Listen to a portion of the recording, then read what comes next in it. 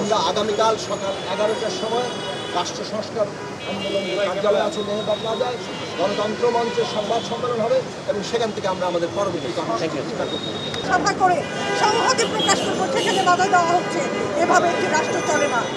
দল দিয়ে রাষ্ট্র চালানো সরকার এবং রাষ্ট্র দল একসাথে গুলিয়ে ফেলেছে। এদিক থেকে যদি বের হতে চেষ্টা না করেন, এদেশের মানুষ ঘরে ঘরে প্রতিরোধ করে তুলবে এবং যা করার তাই করে ওনাকে চেষ্টা করবে প্রতিহত করার। পরিস্থিতি ছাত্ররা আসলে একটা গণ অভ্যুত্থান করেছে, আমরা ছাত্রদের সঙ্গে আছি।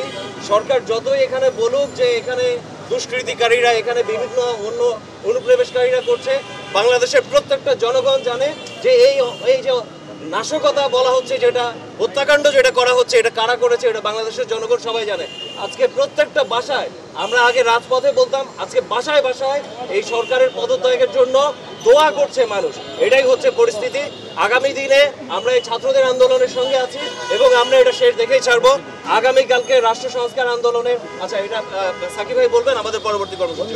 আমাদের পরবর্তী আজকে এই যে আমাদের সমাবেশ বন্ধ করা, আমাদের সমাবেশের উপরে হামলা, আমাদের মাইক কেড়ে নেওয়া এবং সারা দেশে যে নির্বিচার হামলা চলছে শিক্ষার্থীদের উপরে বিচার চেয়ে এবং আমাদের সমস্ত এই যে দাবিগুলো সব দাবি মানার অবস্থায় আমরা আগামীকাল সকাল 11টার সময় রাষ্ট্র সংস্কার আন্দোলন কার্যালয় আছে মেহেরবাগ প্লাজায় গণতন্ত্র মঞ্চের সংবাদ সম্মেলন হবে এবং সেখান থেকে আমরা আমাদের পরবর্তী